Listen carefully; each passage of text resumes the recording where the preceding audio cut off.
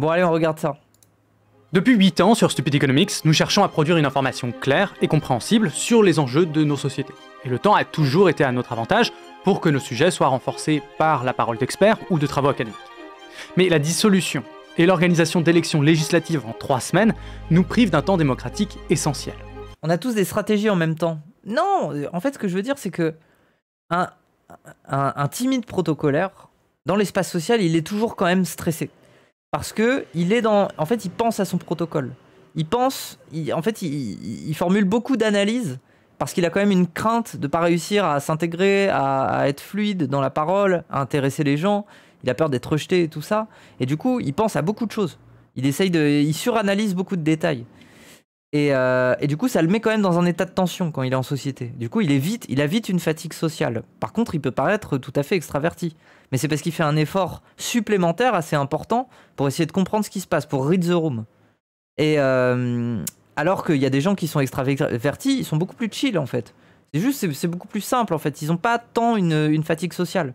Et ils ont une capacité d'improvisation dans l'espace social où ils sont chill quoi. C'est tout le monde ici. Bah, c'est vrai que... En fait, vu que... Comment dire ? Vu que la maladie du siècle, c'est quand même la solitude, moi ça m'étonne pas qu'il y ait beaucoup d'introvertis. Donc qu'il y ait beaucoup de timides protocolaires, ça m'étonne pas. Mais c'est déjà bien, hein, les gens, soyez fiers de vous. Hein. C'est déjà mieux qu'être un pur introverti qui sort pas de chez lui. Hein. C'est que vous avez déjà commencé à faire un processus d'effort pour sortir un peu de la solitude et tout ça, quoi. Pour contribuer à votre droit d'être informé... Bon allez, on se concentre. Stream sérieux, là c'est de l'économie. On est sérieux maintenant, c'est bon. Mais malgré cet agenda... C'est pas la dépression, la maladie du siècle, non, c'est la solitude. C'est l'isolement, plus que la solitude en soi. Ah oui. Bah oui. Parce que la dépression, en fait, tu peux pas la lier à beaucoup de choses. Tu peux pas vraiment faire un matérialisme de la dépression. Pas autant qu'un matérialisme de l'isolement. Parce que l'isolement, c'est lié à l'urbanisme. Comment on construit nos villes, comment on construit les lieux où les gens se rencontrent, où les gens ne se rencontrent pas.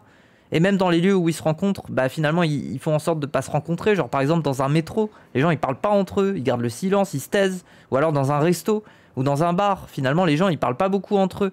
Ils parlent entre eux, entre amis, mais ils parlent pas entre tables. Alors que c'était un truc qui se faisait beaucoup plus avant. Ou alors il y a beaucoup de lieux qui ont disparu, qui sont des lieux où les gens se réunissaient. Notamment des lieux spirituels, hein, il faut le dire aussi. Hein, l'église, ça avait aussi cette fonction. Bref, les lieux de culte ont aussi cette fonction-là.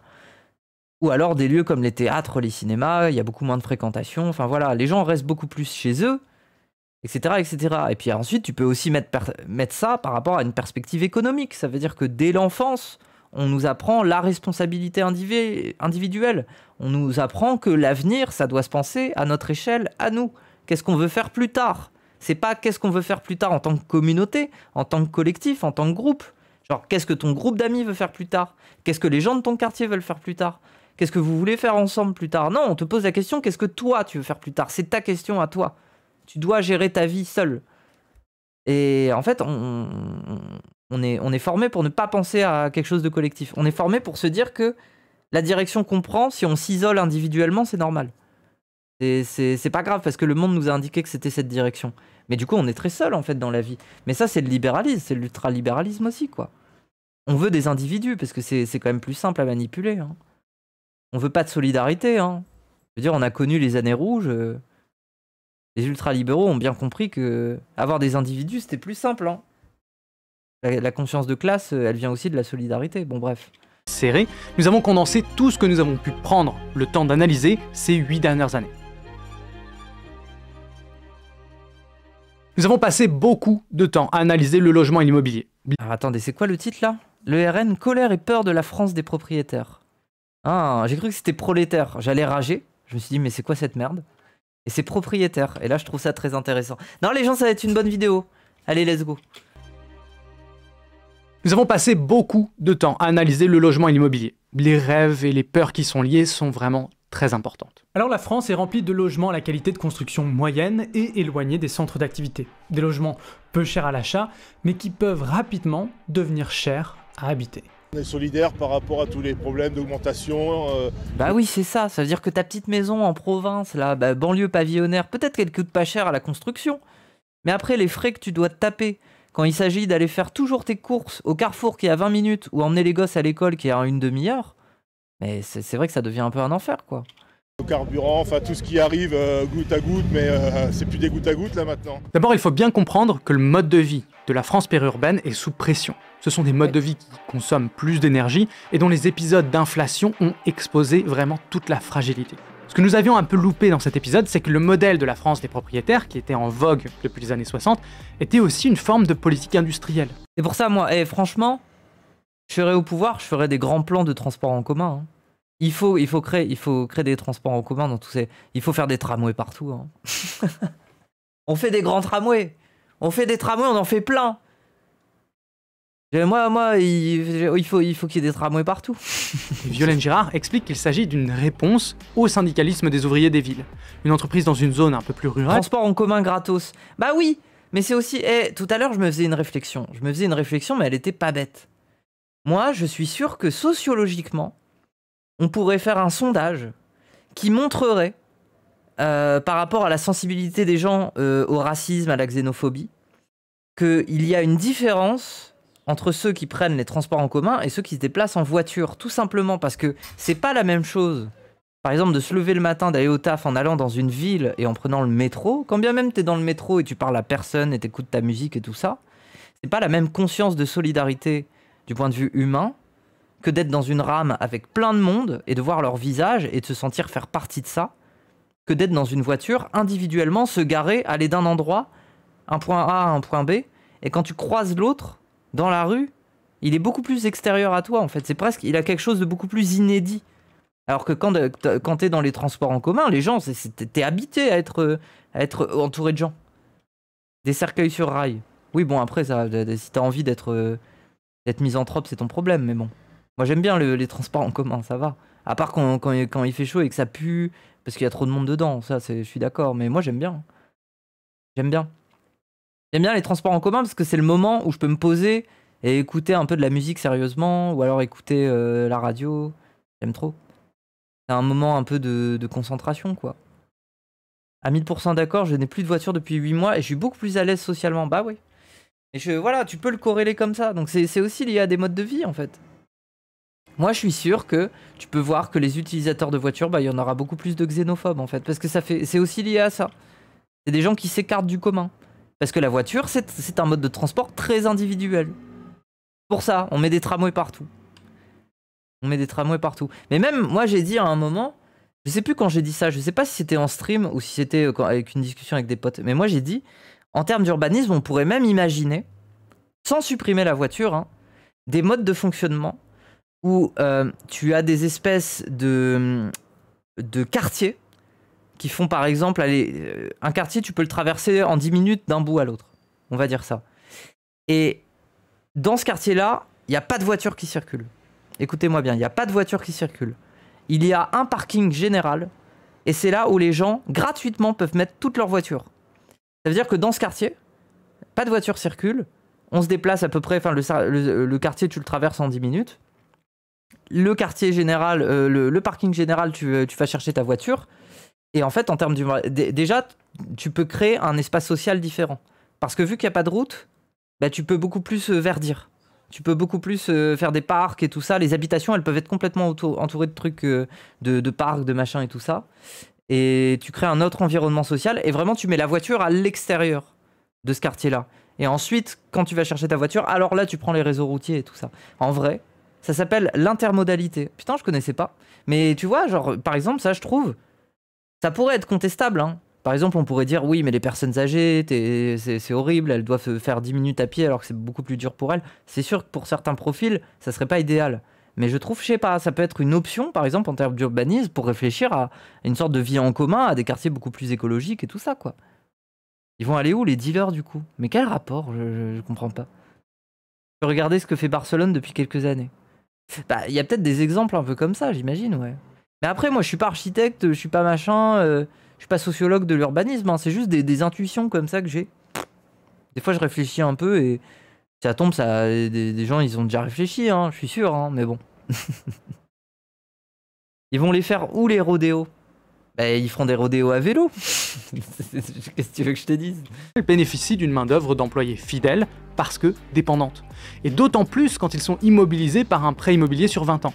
Mais cette dépendance, justement, elle est à sens unique, comme le rappellent les fermetures d'entreprises, même encore actuelles. Quand l'emploi n'est pas une garantie, le capital immobilier est une protection vraiment importante. Et dans l'épisode sur l'héritage, nous rappelons que c'était la forme principale d'épargne des Français.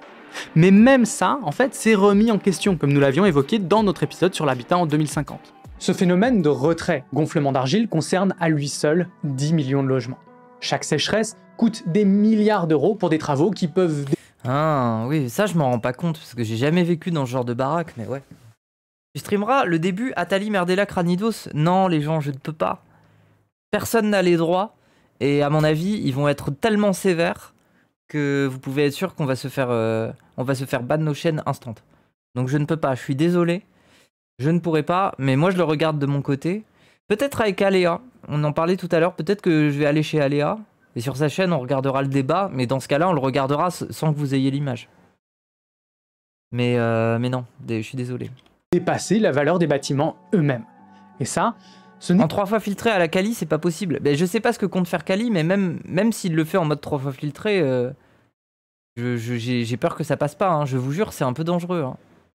Genre, dans ce genre d'événements politiques, ils sont tout à fait au courant que ça va être stream et ils ne font pas de cadeaux. Hein. Dofla tente ce soir. Ouah, Dofla. Vas-y, ça me fait peur pour Dofla. Lui, il a eu 2 claims déjà. Bon, vas-y, force à lui. Hein. J'espère qu'il aura rien, mais...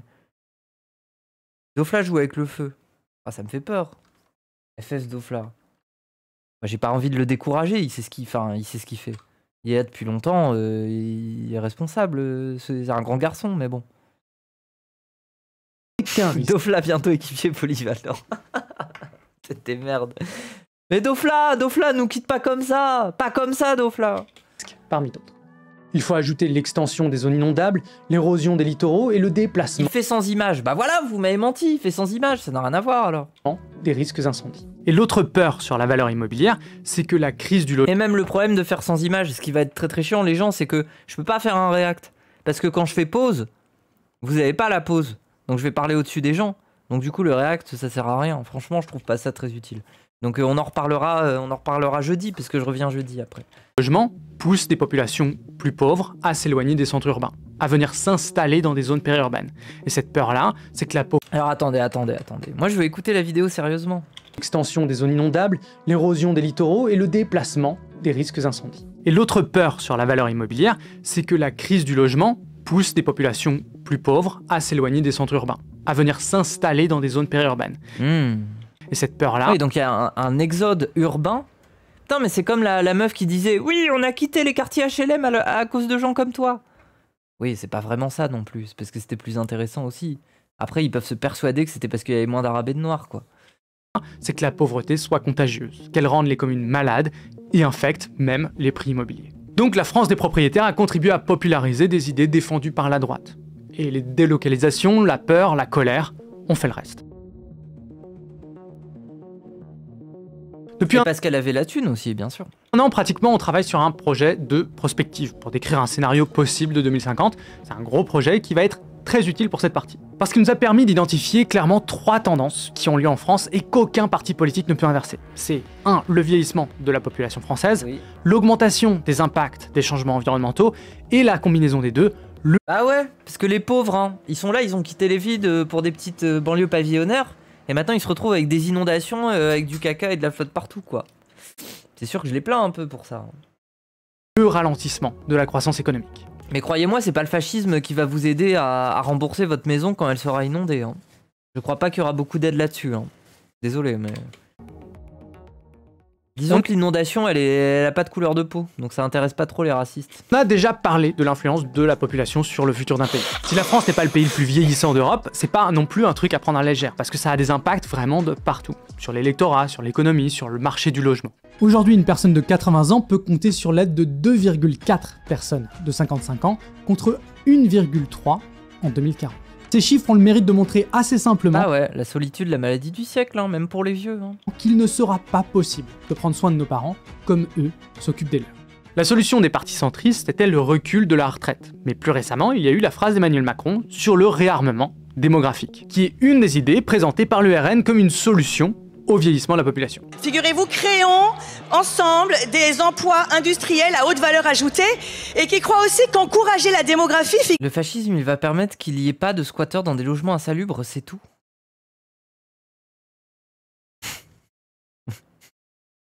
100 ans d'histoire, un siècle d'histoire sur le fascisme. Hein. Et on a des gens qui nous disent ça, oui. Des emplois industriels à haute valeur ajoutée et qui croient aussi qu'encourager la démographie, figurez-vous, c'est un levier fondamental.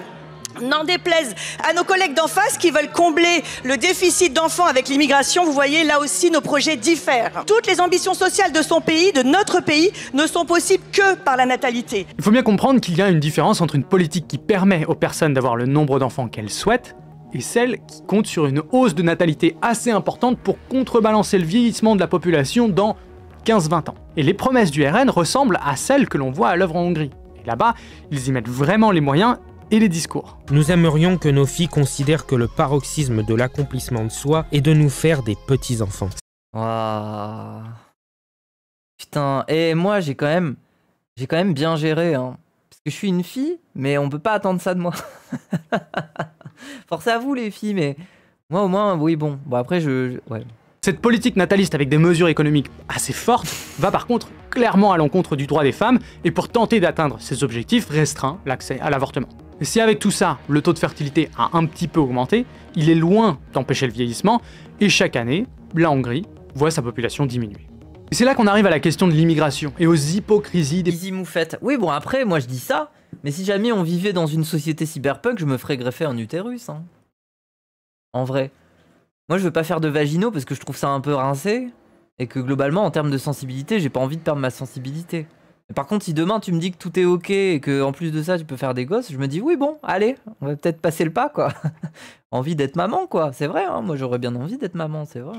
Partis d'extrême droite. Derrière les discours anti-migrants en Italie, il y a un pays qui vieillit et qui voit même sa population diminuer depuis 2022. Ce qui est beaucoup moins mentionné, c'est le nombre d'aidantes pour les personnes âgées qui vivent souvent dans les domiciles de celles-ci. Elles sont entre 400 et 800 000 badenti. La plupart sont des femmes immigrées, et c'est avec l'importation de ces bras que l'Italie prend en charge ces vieux. L'exemple italien nous montre à quel point un pays vieillissant dépend de l'immigration. Putain, c'est horrible. Moi je les plains. Les vieux Italiens, ils ont tous voté pour une meuf qui se réclamait de Mussolini, et elle a fait venir 500 000 personnes, noires et arabes, pour qu'ils aillent s'occuper d'eux dans les maisons de retraite. C'est-à-dire qu'ils sont là, fascistes jusqu'au bout des ongles. Ils sont là, ils peuvent plus bouger de leur chaise, dans un EHPAD. Et ils voient débarquer des Noirs et des Arabes qui sont en mode merci pour l'hospitalité. Allez, on va changer la couche. Hein. Mais le projet de réduire les droits des immigrés, c'est aussi la peut-être les rendre moins racistes. Ouais, je sais pas. Hein. Possibilité pour les individus et les entreprises Le vote fasciste italien est vieux. Bah, comme dans tous les pays, je suis désolé, la jeunesse, elle représente souvent des volontés populaires, hein. De gauche. Hein.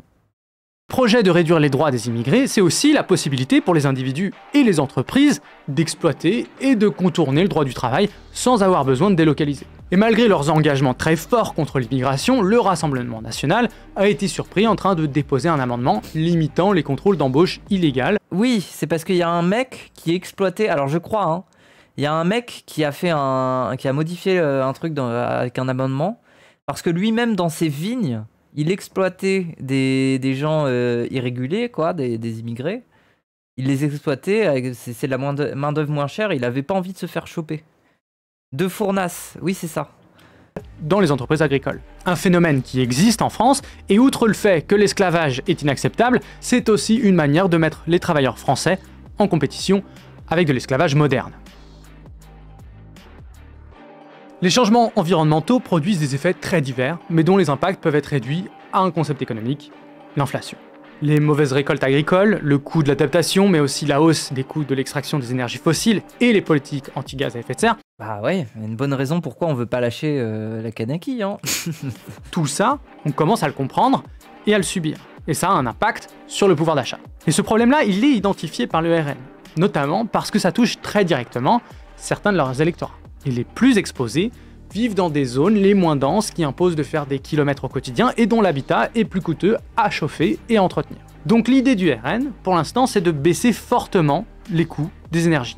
Une mesure D'accord. coûteuse et basée sur des idées reçues qui mettent aussi en péril l'économie française. Ouais, donc c'est vraiment la France périurbaine qui vise, hein, oui. Les taxes sur les carburants rapportent autour de 40 milliards d'euros. Une somme assez massive, mais qui sert indirectement à financer plein de services utiles aux automobilistes eux-mêmes, comme les près de 40 milliards de prise en charge des accidents de la route ou les 15 milliards d'euros pour l'entretien des routes.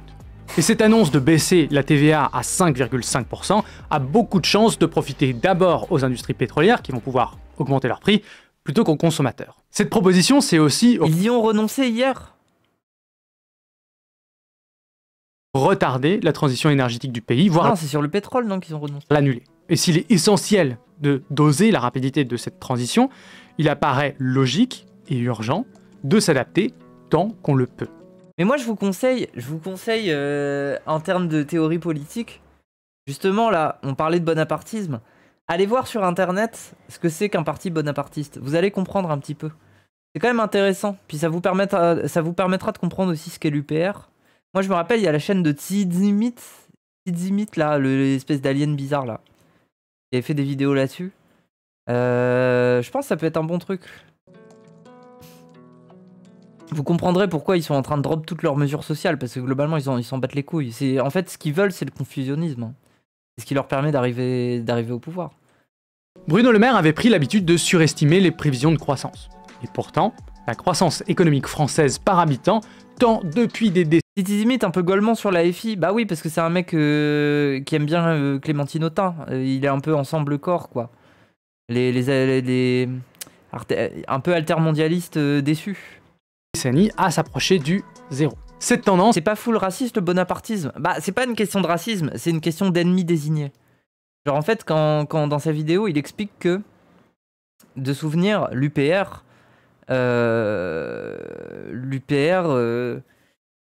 a désigné son ennemi comme étant l'Europe, par exemple. Et pas forcément comme étant précisément l'étranger au sens d'une population et tout ça. Genre, ça peut être l'Europe aussi, tu vois. Mais c'est quand même quelque chose d'étranger. Puisque c'est une instance qui n'est pas française et qui gère la vie des gens. Donc en fait, c'est quand même un truc... c'est quand même une réaction nationaliste, en quelque sorte. L'UPR a appelé à voter RN. Bah oui, ça m'étonne pas. Oui. française par habitant Bon, attendez, je remets. retarder la transition énergétique du pays, voire l'annuler. Et s'il est essentiel de doser la rapidité de cette transition, il apparaît logique et urgent de s'adapter tant qu'on le peut. Le ralentissement de la croissance. Bruno Le Maire avait pris l'habitude de surestimer les prévisions de croissance.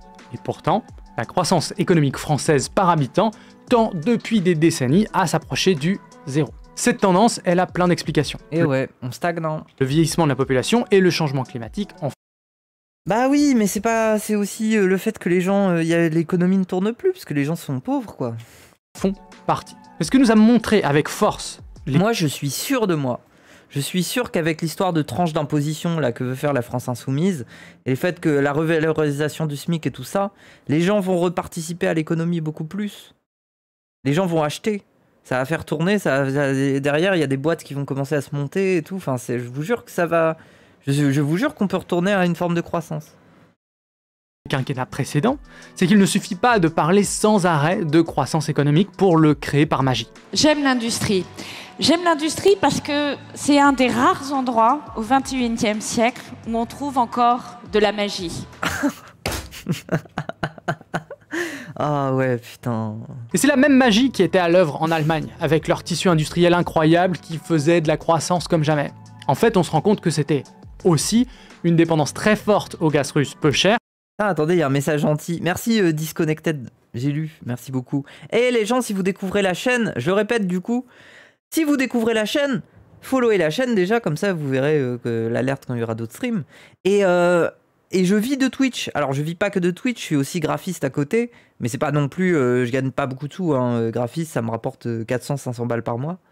Pas énorme, mais principalement je vis de Twitch, donc les gens... Si vous voulez lâcher un peu de subs, de dons et tout ça, voilà, vous avez un PayPal aussi, si vous voulez faire un don sur PayPal. Sinon, vous pouvez offrir des subs ou juste vous abonner. Simplement vous abonner. Et je le dis aussi dans une perspective où, merci Lucker pour les 100 bits, ça me semble important en ce moment. Vous voyez la manière dont les médias torpillent complètement le pacte républicain. On peut plus faire grand chose. Les milliardaires possèdent tout. Qu'est-ce que toujours, enfin, on est dans la merde quoi. Les services publics vont être privatisés.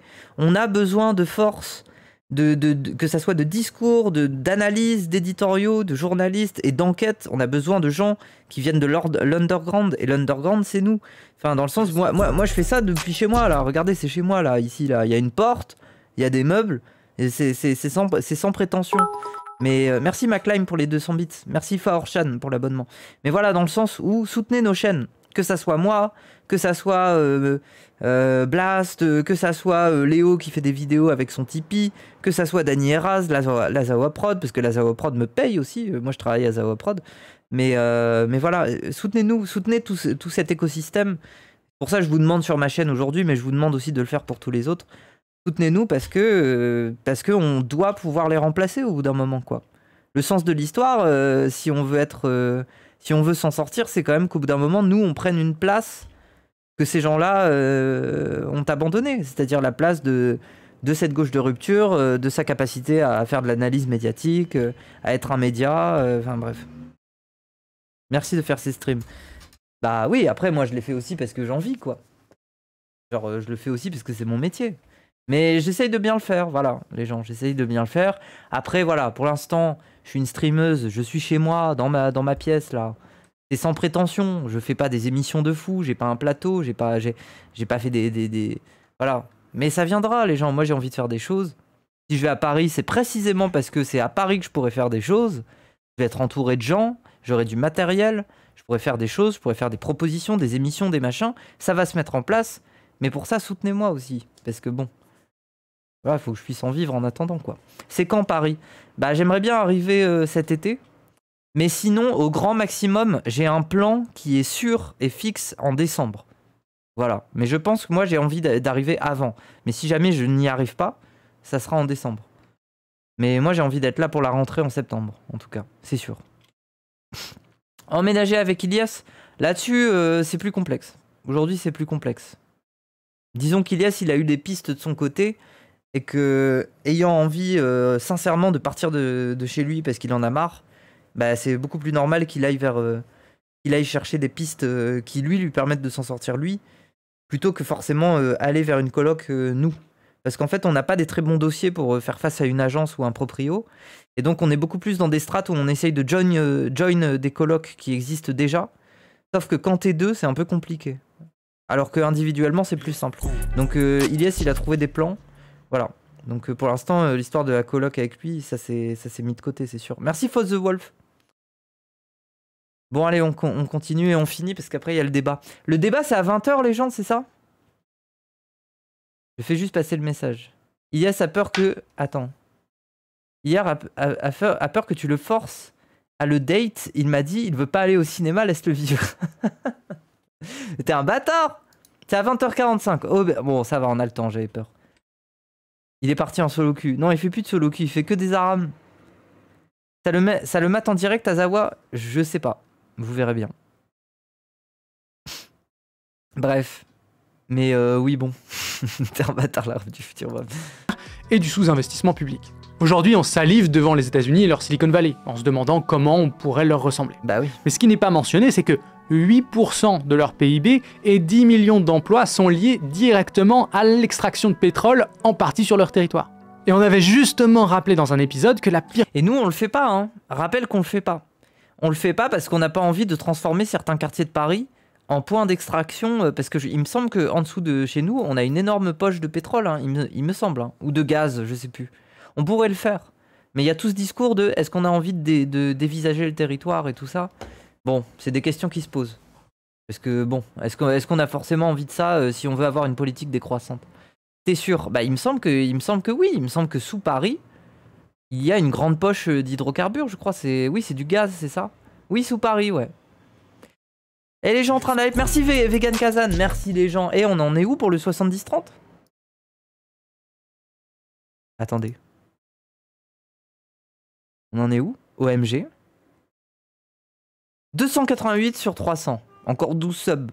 12 subs et Twitch me payera mieux. La crise économique, celle de 2008, avait eu lieu justement au moment où la production de pétrole des États-Unis était au plus bas. Du côté académique, de ce que j'en comprends, c'est que la croissance économique, c'est un truc que l'on peut tenter de favoriser avec des institutions et des politiques publiques, mais qui est aussi très dépendant de plein d'autres facteurs, et notamment... Merci Faorchan pour le sub offert. Attendez, j'ai envie de m'attacher les cheveux parce que j'en ai marre, j'ai trop chaud. C'est ça, que j'ai des beaux cheveux, mais j'ai une tignasse.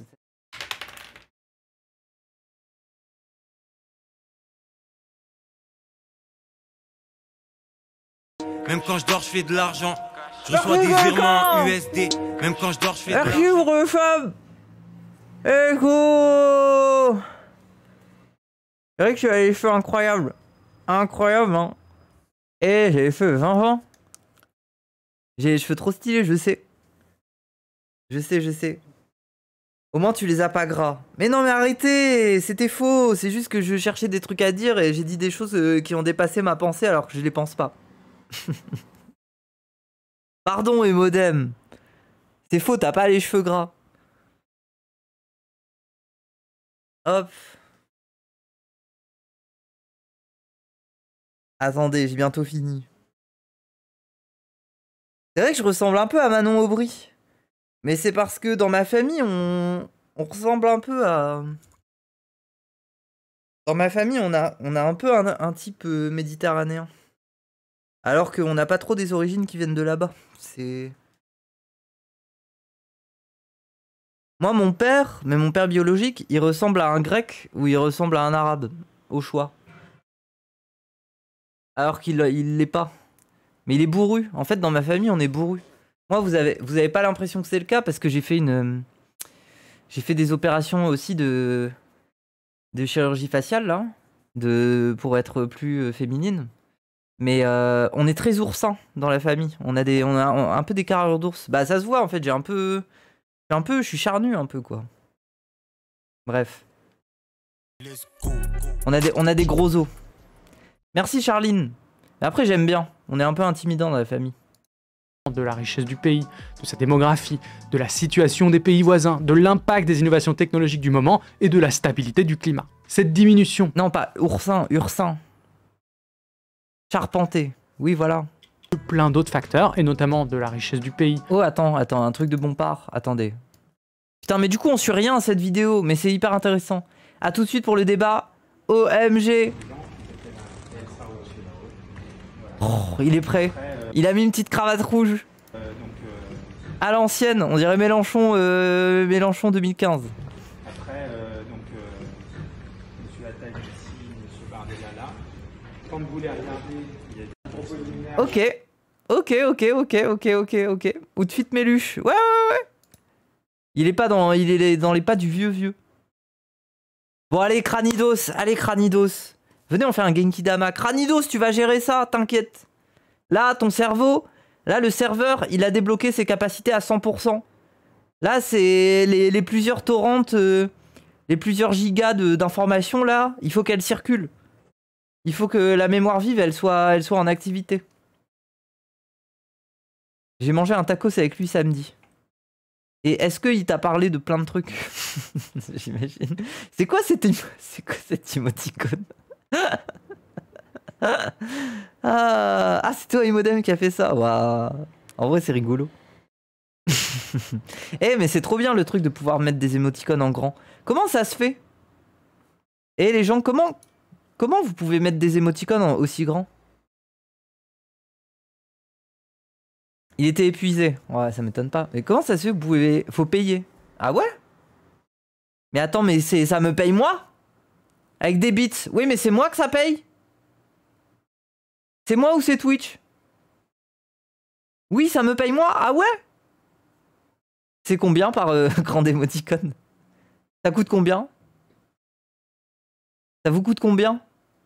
30 bits! C'est 30 centimes, genre. 1 euro l'émote. Oh, l'arnaque. C'est bien, quand quelqu'un mettra une émote grande, je me foutrai de ta gueule. Je dirais, ah ouais, Yankee, hein. Non, mais en vrai, merci beaucoup. Ouais, des grandes émotes dans le chat. Et je veux voir des cranidos immenses. Oh, le gobelin. OMG. Oh, il me fait trop rigoler. Le gobelin. Ah. Bon, allez. De sa démographie, de la situation des pays voisins, de l'impact des innovations technologiques du moment et de la stabilité. Tu peux changer le prix. Oh, vas-y, je vais le mettre pas cher. Oh, mais c'est stylé de fou. Putain, on voit mes émotes en grand. Oh, ça me fait plaisir. Vas-y, je changerai les prix, je mettrai pas trop cher les gens. Du climat. Cette diminution de la croissance, c'est pas la fin du monde non plus, c'est pas le déclin de la France. Mais à court terme, ça pose vraiment un problème de paix sociale, parce qu'il n'y a pas de richesse supplémentaire à répartir chaque année. Et pour le dire le plus simplement possible, sans croissance, pour donner aux uns, il faut nécessairement prendre aux autres. Oui. Alors la première... Soit aux riches, soit aux arabes et aux noirs, quoi. C'est un peu le destin, hein. Pas de croissance, pas d'évolution, pas d'amélioration des conditions de vie, sauf si on prend aux riches, ou sauf si on prend aux arabes et aux noirs. Mais le problème de prendre aux arabes et aux noirs, vous voyez, hein, en fait, le problème, si tu choisis de prendre aux arabes et aux noirs, merci Bies Domni, c'est que tu te retires une population qui aurait pu faire la révolution avec toi. tu retires quand même un corps social qui aurait pu s'allier avec toi pour choper de l'argent aux riches. Malheureusement, tu pourras plus, quoi. Tu seras un peu dans la merde ensuite. Quand tu te rendras compte que ça suffira pas, et que ça sera quand même la merde une fois que les arabes et les noirs auront plus de thunes, mais que toi t'en auras, bah ils seront pas solidaires avec toi, quoi. Les riches vont partir. Ah bah oui, tiens. C'est vraiment, c'est... Moi... Non mais attends. Oui, c'est vrai, t'as raison, putain. Venez, on fait une minute de silence pour les riches qui partent, qui vont partir si la gauche passe.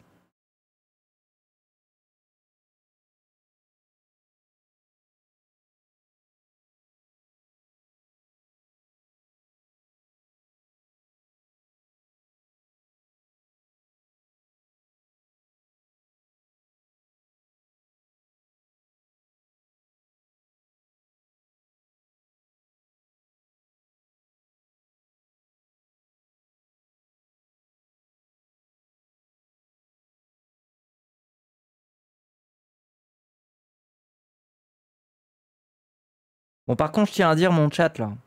Je fais une minute de silence, c'est grave, en fait. C'est des gens, ils sont nés en France, ils aiment la France, et on les force à partir.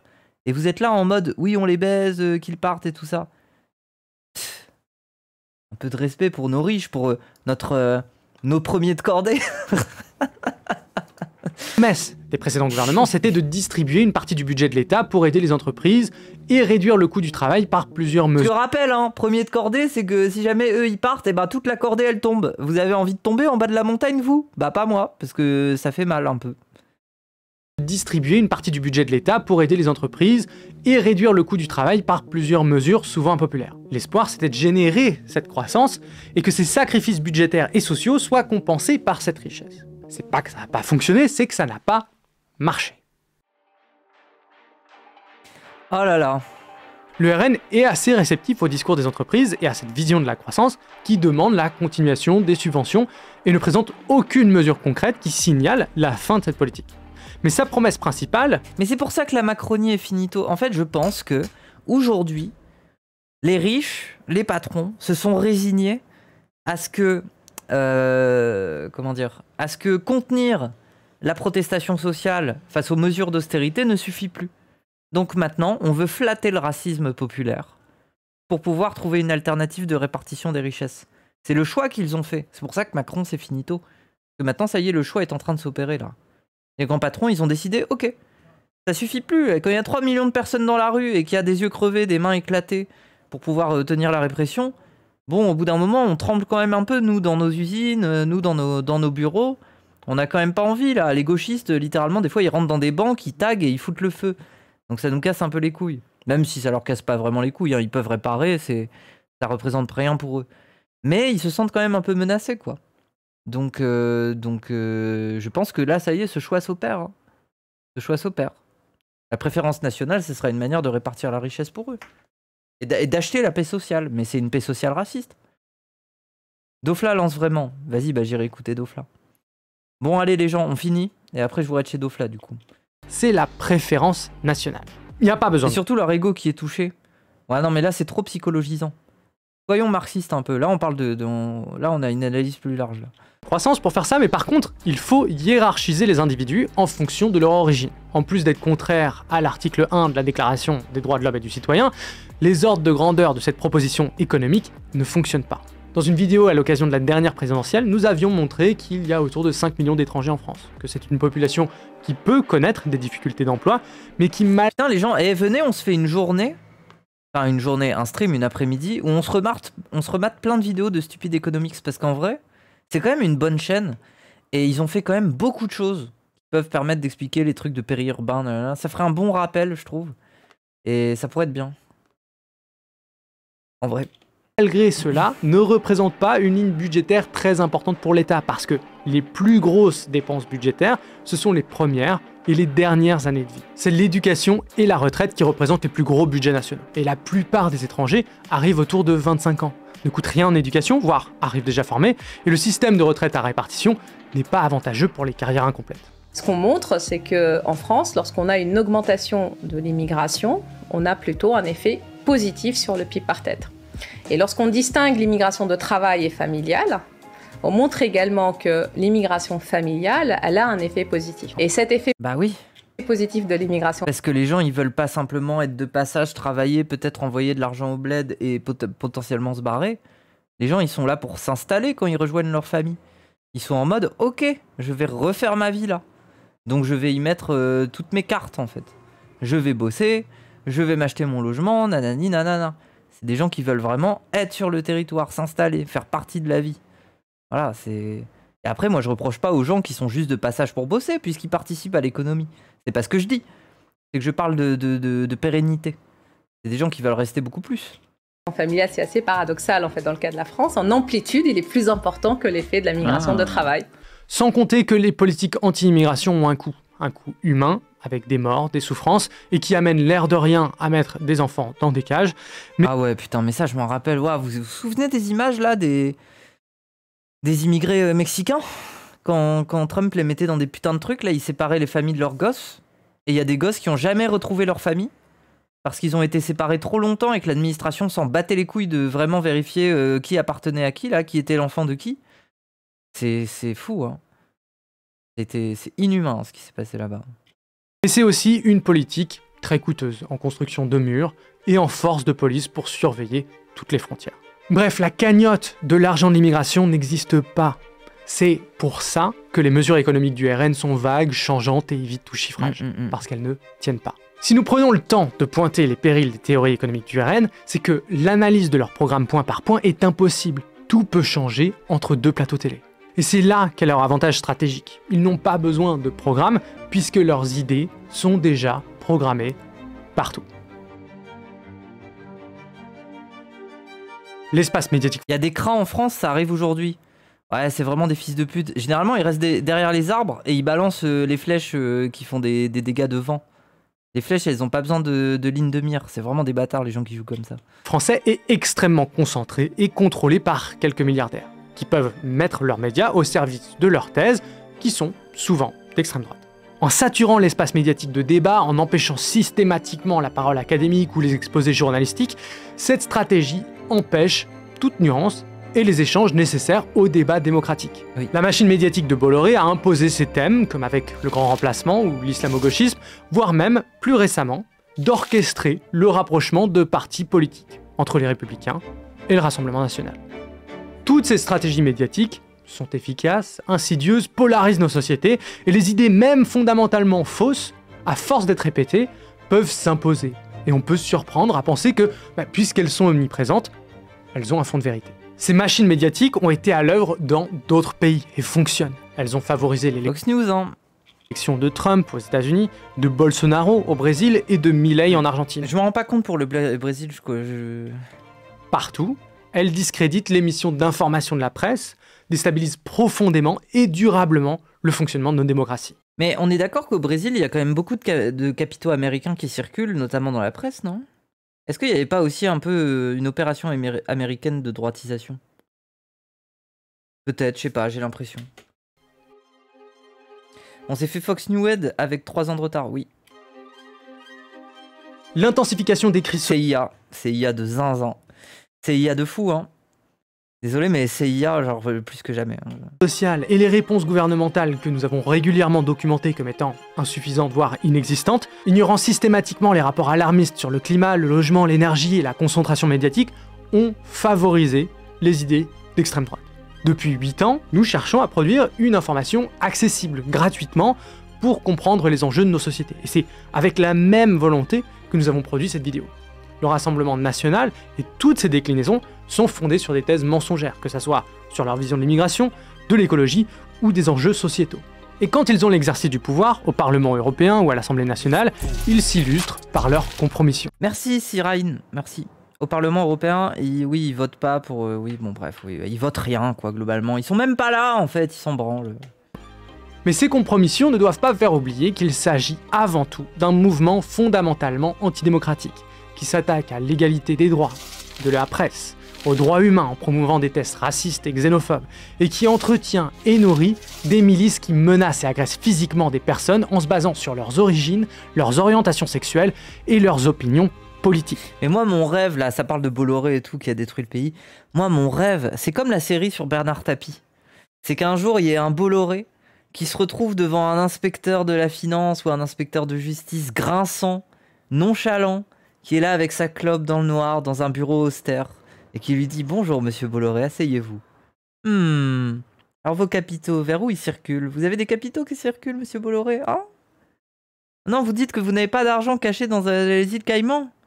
Ah tiens, c'est bizarre, pourtant j'ai ce papier. » Moi j'ai envie de ça, genre, ma revanche. La transpiration. Moi je veux une salle avec une... On rentre dans la salle, on se dit « Ça sent la sueur de Bolloré ici, tiens. » Si le 7 juillet, l'extrême droite arrive au pouvoir, le journalisme indépendant et les initiatives, comme la nôtre, seront directement menacés. Mais ce sera d'autant plus le cas des minorités qui sont et seront désignées comme responsables de tous les maux de la société. Nous aurions préféré ne jamais avoir à faire cette vidéo, mais la gravité de la situation est tout ce qu'on... Oui, voilà, le fonctionnaire zélé incorruptible, grinçant. C'est vraiment aussi grinçant et nonchalant que Lordon. Tu sais, c'est quelqu'un, il a le goût de terre, il a le goût de cendre. C'est vraiment, il a la même odeur, il a la même corporalité que les clopes qui fument. Moi, je veux un gars comme ça. Présente notre travail sur Stupid Economics, qui soit accueilli par des... Oui. Mix nous impose de rappeler notre engagement contre le Rassemblement national et ses idées. Et nous continuerons à le faire. Bref, bon bah c'était bien. C'était bien. Et après, bon voilà, tant pis, hein, on a...